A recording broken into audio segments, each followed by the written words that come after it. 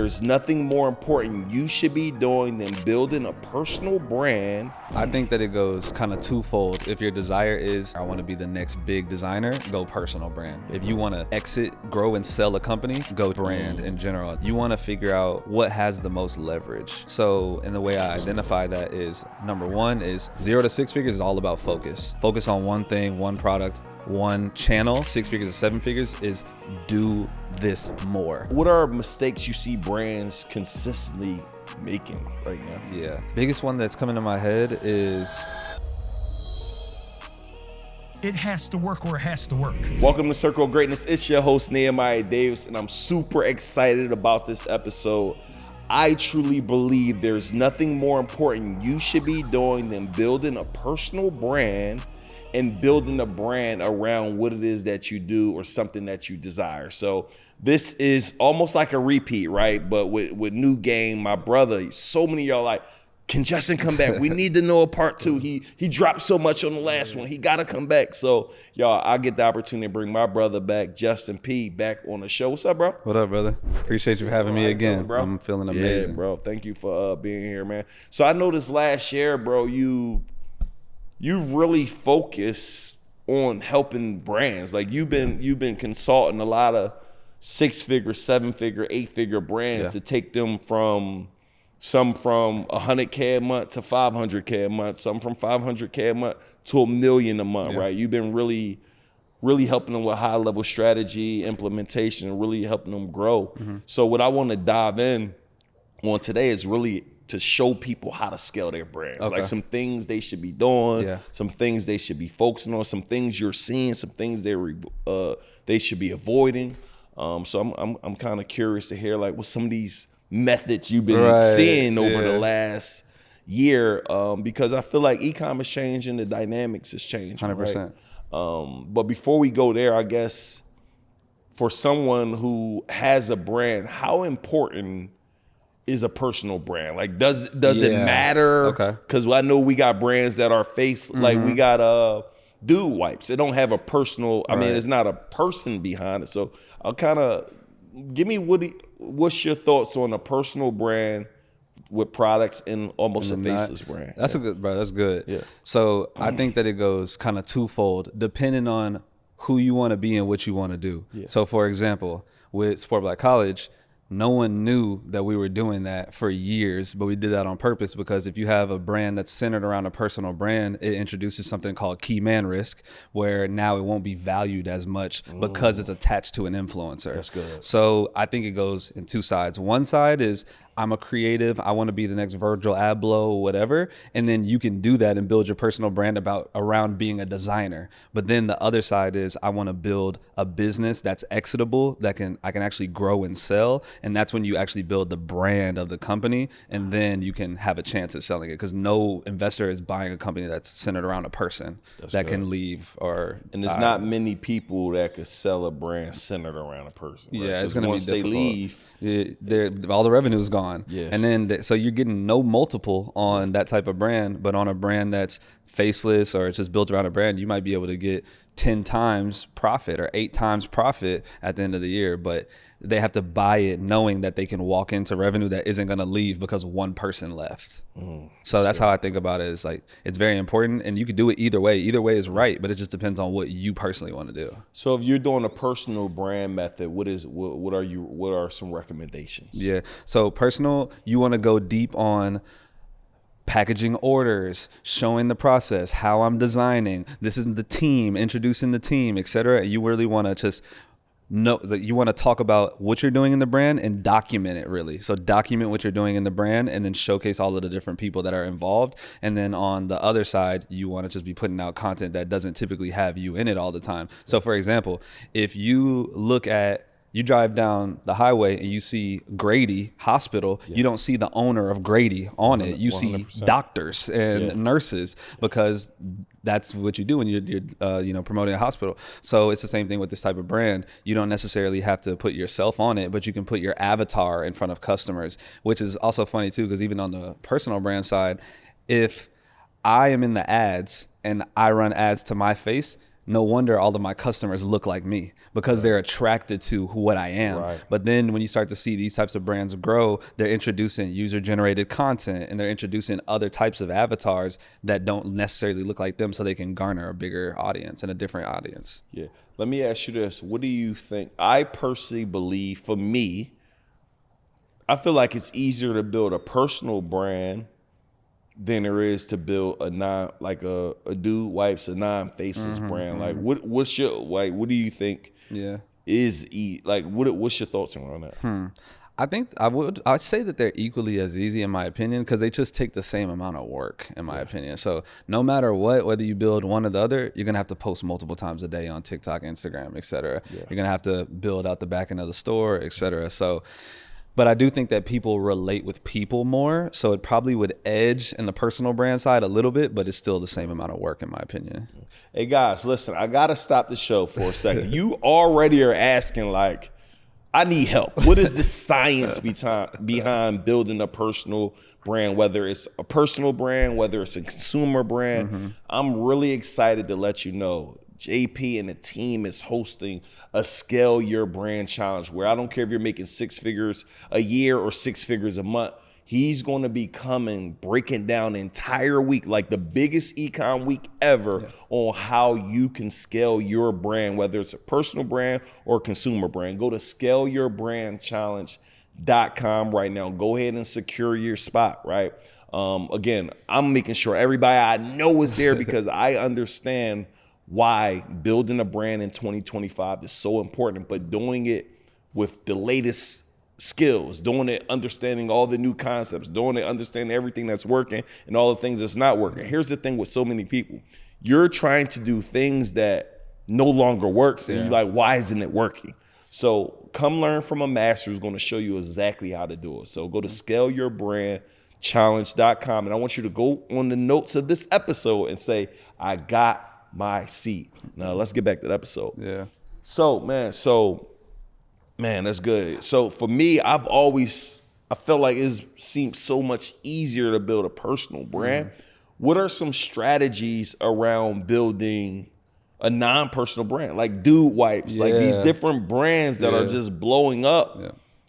Like, how are you doing it in today's time? Like, is this driven on ads? Is this driven on influencer marketing? Is this driven on, what are you seeing that your 6-figure brands annually are doing, and then what's taking these to 7 figures annually or monthly? Okay, so first thing with the brands that are getting to 6 figures or around there, the biggest issue they have is focus.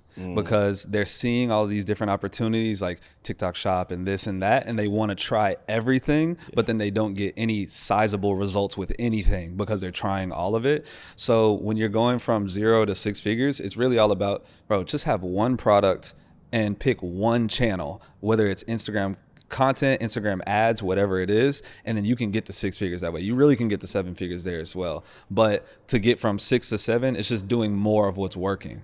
That's the issue that people have. They see something work, and then they be like, man, this really works. And then they get introduced to something else, and they like, man, I know that this is working really well, but I'm gonna go try this thing because I see that it's popular, and I'm gonna go do that. And I'm like, bro, don't get bored with it. Get rich with it, bro. You know what I'm saying? Like, you already have something that's working. You should do 5 times as much of it, 10 times as much of it. So what I'm seeing, and just to shortly put it, is 0 to 6 figures is all about focus. Focus on one thing, one product, one channel, and then 6 figures to 7 figures is do this more. And that's what the masters do. They call it extraordinary. It's because you're doing extra of the ordinary work.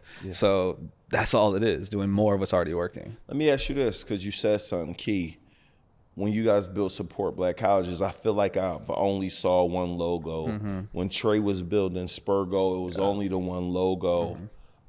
What are your thoughts when you say do one thing? Do that mean only one, whether it's a brand, am I only coming out with one hair product? Am I only coming out with one shirt design, or like 4 to 6 figure brands? Yeah, no, 100%. And I think that that's most wise to do, is stick to that one design, especially like even Nick and Marlon from World and Vision, they're doing the challenge with us as well. I know that they did a ton of sales with just that one logo that they had, and we did the same exact thing. So how do I make that attractive, or Am I coming out with new colorways? Like that's I got you. Because I want to make more. People want to make more money, but they're like, bro, I only got. I need candles now. I need necklaces bro, now. When you introduce new product to the business, even when it's within clothing, you make the business drastically more complex. So, for instance, if you have a t-shirt has small to 3X. That's multiple different SKUs, multiple different items. If you just add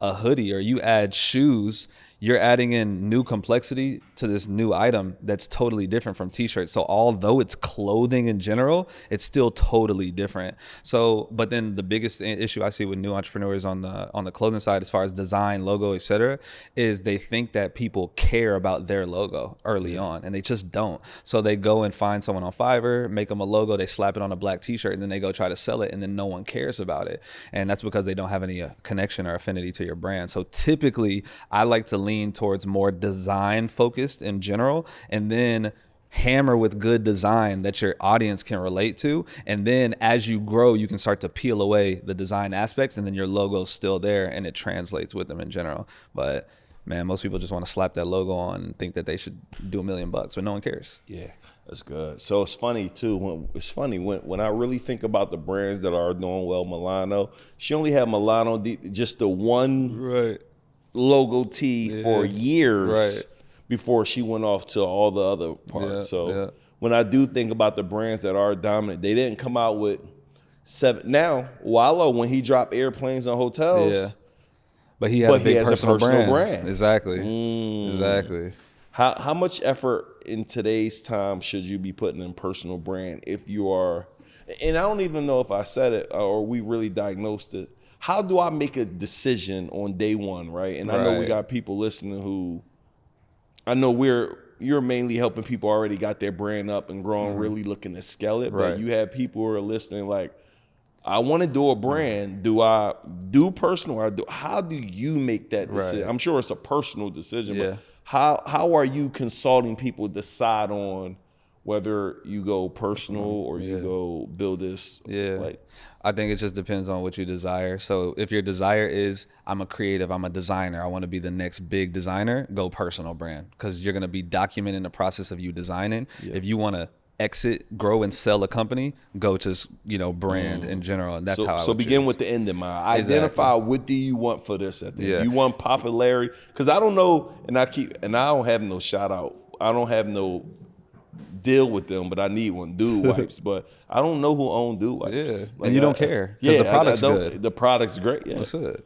100%. But then this kind of circles back too, because a lot of what people struggle with is what products to start with when they're growing a brand. Because this is outside of t-shirts. This is just e-commerce in general. Because most people like, oh, I want to do notebooks and t-shirts and socks and all of this. So what I always say is you want to figure out what has the most leverage. So, and the way I identify that is, number one is this audience easy to target? Number two is, do they have the money available to buy this item? Number three is this a growing industry in general? So I need to know, does this product have leverage? But then I see a lot of students, they're like, well, I don't know which has the most leverage. So then I default to, well, then just pick what you think is going to help the most people while you're doing it, because you go to your deathbed or whatever, you're not going to be mad at yourself saying, man, I didn't max out as much money as I thought I could get, but I did do what I thought was right at the time. Because a lot of people will make that their excuse of like, I don't know what to do and I don't know what product to pick. That's smart. Yeah, that's good. So right now, TikTok shop, you got so many different things, and I don't know if this is true, but I know TikTok shop is a little over a year old. How much, and I know when Amazon started, it was a big opportunity. Is this equivalent to when Amazon, like how much energy and effort should somebody be putting into TikTok shop right now, and what areas of TikTok shop should I focus on? Yeah, so you're right. It's huge. Like it's a golden opportunity right now. Got it. But for instance, if a brand is already doing really well, then to just allocate a ton of their brain power to this new thing, I don't think that that's wise. But if you allocate maybe 10, 15, 20% of your efforts to it, because it's wise to just have a foot in the game in general. For instance, like with Blockbuster and Netflix, Netflix is like, hey, streaming is the next wave. Blockbuster doesn't even want to touch it. Then they go out of business because you weren't even willing to try it at all. So I think that any brand should experience it in general, number one. Then number two, the way people are making it work really well is they're getting a lot of like samples and merchandise, and then they're seeding it out to a bunch of TikTok creators that are affiliates, and then they're all directing back to their shop. So now you're getting a bunch of user-generated content from these creators that you can use for ads, content, whatever, and then they're also getting sales from them as well. You just pay them out from that. So if I'm using, just so I understand, all these individuals are making me content, user-generated content. I am now using them ads. If they made me this video, do I gotta pay them off of me using the video still? Not necessarily, not all the time. But most simple what people are doing is they're contacting, let's say I got a baby product or something. I'm contacting all the TikTok moms, and then I'm saying, hey, I got this baby product. I want to send it to you for free for you to make a video for me. Some that are bigger obviously will charge and some won't. And then you send the product to them, 10, 50, 100, and then they're going to make content that they post on their platforms that directs back to your shop. But then you still have that content to use to run ads on TikTok, Facebook, Instagram, etc. So this seemed like a strategy to potentially scale your brand from 6 to 7. 100%. Let me hear like maybe 2 more strategies that you believe will help scale a brand from 6 to 7. One of the biggest ones that I've been seeing with especially these bigger clients that the newer clients could work with, or just new people in general, is introducing some sort of monthly recurring revenue into the business. That's good. But especially if you have the desire to like sell the business down the line, because an investor, for instance, if you want to buy a company, you're going to walk in and be like, how much revenue am I walking into off the gate? 100%. We fighting for revenue every month. So now what you see these bigger companies doing is they're creating a monthly recurring revenue system where you get to shop early, you get to vote on new products that come out, you get express shipping, and then they'll pay $10 to $15 for that. And then you can I've seen brands literally cover their entire ad spend just from their monthly recurring revenue, and then everything else is gravy on top as well. So that's one that's really big right now. And listen, y'all, I don't want what I mean, you like a walk-in gym. So what happens is sometimes it'll go over somebody's head because that's powerful. Create a recurring model, $10 to $15 a month. You get to shop early. You get to vote on the products that you want, that you're going to buy. Exactly. Yeah, and then also keep in mind, this is all, there's nothing physical about what I just said. That's what I'm saying. It's all just digital delivery. It's 100% margins on this aspect of the business. And also it introduced a level of scarcity and FOMO as well. So for instance, with a big client or somebody that has a decent sized brand, they go in and send an email out to all of their people and say, hey, we're offering this new thing. Number one, you're going to get people to convert on that just off the rip. Then you say, all right, everybody who is on this list, you get to shop a day before the new drop happens. They start buying a lot of the inventory. Then for people that are on your email and text list, you open it up an hour before for everybody else that drops. So then they're buying out. Then you drop on your social media, your Instagram or whatever, hey guys, this is what's left. And then it's like 1 or 2 items in an awkward size. Now they're incentivized to get on your monthly recurring system, because by the time it gets to Instagram, all the product is gone. So now they're wanting to pay you monthly to be able to get access. That's nasty. So this is just some of what y'all gonna be talking about on the virtual event. I mean, that was just a little fun one, just off the whatever. That's a live pass, a little no look. This is some of the game that's going to be discussed. So you doing this, guys? Go to scaleyourbrandchallenge.com. JP and them doing the biggest week of ecom. 100%. You bunch of experts. Coming on and sharing really how to take a brand from 5 to 6 figures a month, 6 to 7. Or even if you're just getting started, trying to figure out what to do, we'll be helping there as well. And I even like it for beginners too, because now I'm getting the foundation. Like, how many, the amount of mistakes that I'm sure you made, the amount of mistakes I made not having the foundation in order, and not understanding these concepts. And it's 5 days, fully immersive, gonna be absolutely crazy. Scaleyourbrandchallenge.com. Yes, sir. Listen, don't play around with that, y'all. You want to be a part of something like this. Let me ask you this as we go even deeper. One, why are you deciding to do this? Because I know, why are you now only really focus on big brands? You just go to big brands but you got it in your heart that I want to help people help people at that 5 figures a month, 6 figures to grow. Like, what made you say I really want to do this? So there's a couple of things. One is, you seen me when I was in the warehouse. 100%. 3-4 years ago. I ain't have nobody to help me out at all. And especially, we give a ton of game away for free. So, but now we have to find the people that are serious, that really want to take it serious. So one is, no one was doing it for us when we first got started.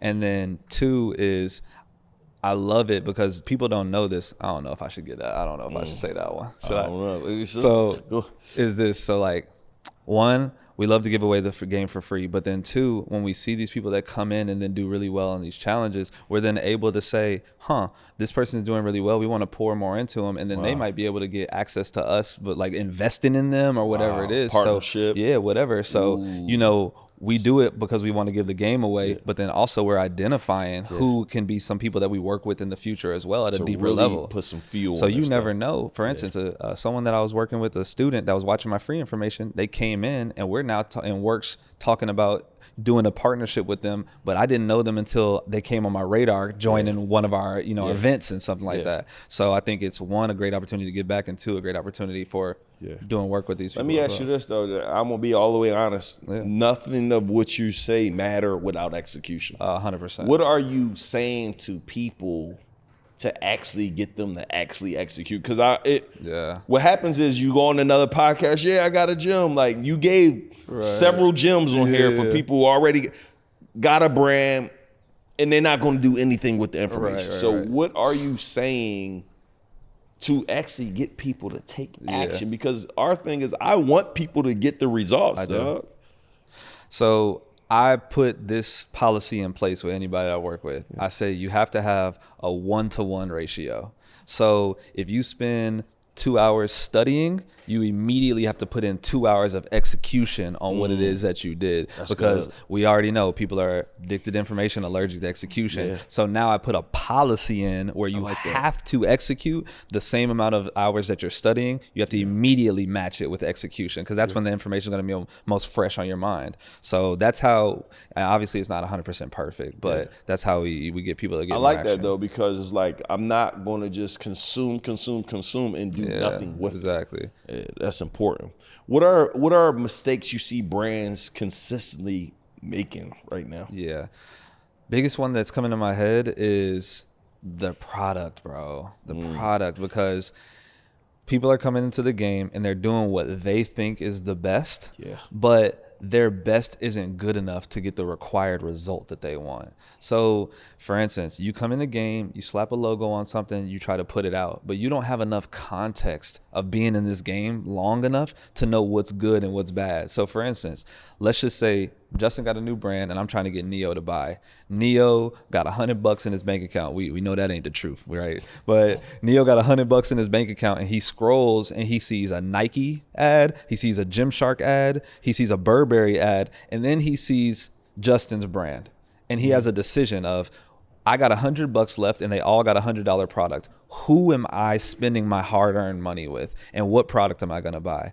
And they just don't have a level of product that can match these other companies coming out the game, and they're thinking that people are going to buy it based off of just the logo that they think was their best. Sometimes your best is not good enough, and you have to do what's required. And what's required is having an elite product that can actually stop somebody from scrolling and make a buying decision, although they have Nike and all these other brands in front of them. That's good. So. And let me ask you this. I mean, I would assume asking your customers about the product, like reviewing, like how are you enhancing your product? So what you do is you use certain apps that you can put in your store, like Judge Me is a good one, and you can actually have post-purchase reviews. So you can wait until a week after the product has been delivered. It'll send an automatic review to their email, and then they can submit it, and then you can put it to where the reviews don't show up until you approve it. So then you can just look at all the customer feedback and then make adjustments to the product based on people's feedback from trying the product.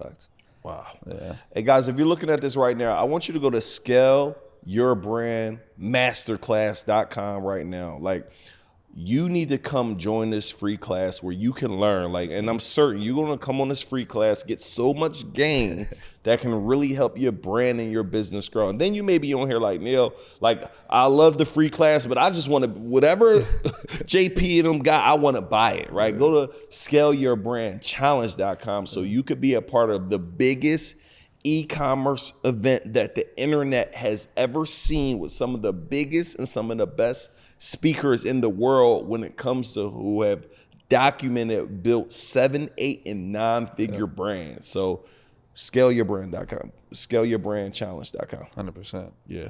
So, bro, share with me some apps, bro. I always, like back in the day, you go on your site, Willio pop up, you got this, you got all these, like. What you know about Willio? I remember when kind of, like, one of our first interactions was when you basically helped Helani. And we really built from there, and you went and added like 5, 10 apps, and I'm sure they've changed since then. I'm sure there are new renditions or maybe even better, but what are 3 to 5 apps right now that people should be using if they're using a Shopify to help them 100%. grow their brand? Or Number one, Willio, I think, is a great one. Yeah. Something to capture. So that's the customers. still good then? Yeah, still good today. Okay. Still capture the customer's information. Yep. You got to have some sort of email and text messages. You know, so Klaviyo, SMS bump, etc.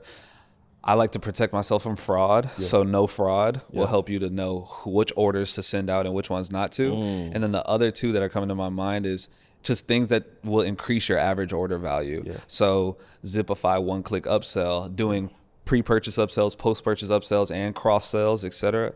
And then anything, I'm big on optimization of the conversion rate, bro. Because, for instance, if you came to me and said, you know, Justin, I'm doing $1 million a month right now, whatever, my first thought is, what can we do to optimize the product page to take it from 1% to 2%? Because we can go from $1 million a month to $2 million. We don't need another product. We don't need another product. We don't need more money in ads. We just need to adjust one button, one whatever, and change we can do the that. color, whatever. So that just, you know, then just optimization in general. So but there's a ton of stuff that you can do on the optimization side. So we'll be getting into that on the challenge. We're gonna go real deep on that. And bro, I mean, this game, so it seemed you got so much it's so much that's been talked on this show alone. Like, I don't want you to feel like the idea is that you're saying these things so fast, but it's a lot of game if somebody really, those 5 apps, if you don't have any of them,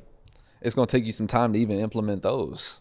Yeah, but not even, just think about the no fraud. Like, what happens when you don't have no fraud? Exactly. Then this is what always happens. You start getting high risk orders. Yeah. And then you like, man, I'm finally getting orders. Like, I'm going to just go ahead and ship this one out. Yeah. You ship it out, and then they commit fraud. And then now you're responsible for that. When you could have just put an app on your store that says, don't ship this and do ship this. And if you do ship one that they say to ship and it's fraudulent, they'll pay you the money back for the order in general. So just having it's that almost like protection. Insurance. Exactly. That's another, I don't know, we're doing a lot now. One more, we'll wrap it up. One more. Another good one is to put shipping insurance on your store in general as well. So for instance, if you buy a product, you can say, hey, pay this $1 to $5 to insure your package. So then now you're making an extra $1 to $5 per item, but most of the packages always make it. But then if something doesn't make it, then you just take the money from all the other insured orders and then just pay for that item and ship it back to them. Whoa. Yeah. That's don't miss that. That's a big one. And what I want you to, because I think you be spitting this stuff, so it's real. I like to start quantifying things that if you just do 5 insurance things a week, at $5, it's $25 a week. It's $100 a month. It's $1,200 a year. It's not crazy, but it's $1,200 more dollars for advertising, labor, shipping labels, whatever. Tell me about ads right now. Like, what are some things? Let's talk briefly on ads.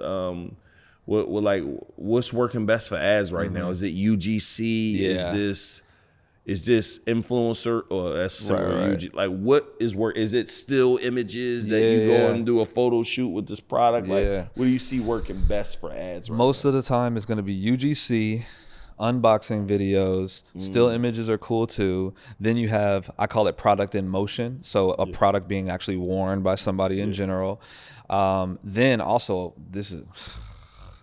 then on another side is what we do is like we white label people's ad accounts. Now this is getting deep into it. I'm gonna give this one away, just whatever. But so for instance, let's just say I have an influencer that doesn't necessarily have a product, or they're willing to do a deal.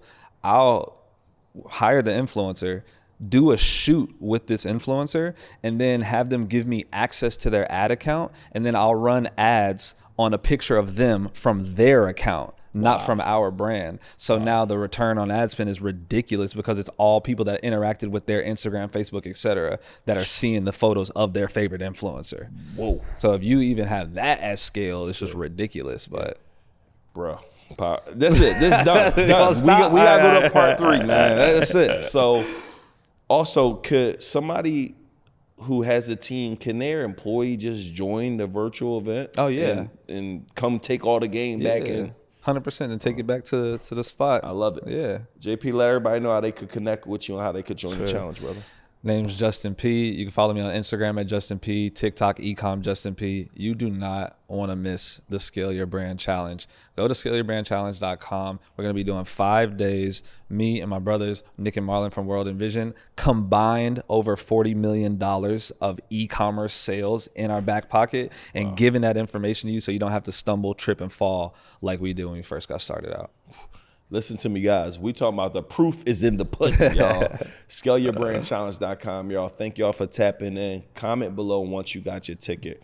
And if you get an option, always get the best ticket on it. You're going to see the highest ticket, get that, right?